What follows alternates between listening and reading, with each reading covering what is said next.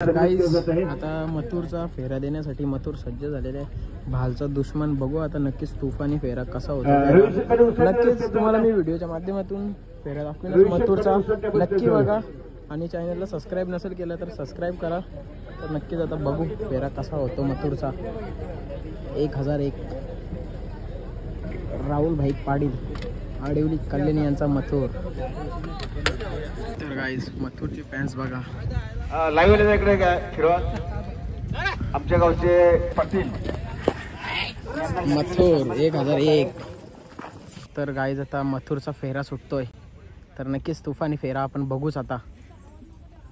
तर बघू आता मथुरचा आज काय स्पीड आहे आणि राहुल दादा पण येईलच अड्ड्यात। मथुरची शर्यत जमल्यावर बघायला भेटेल।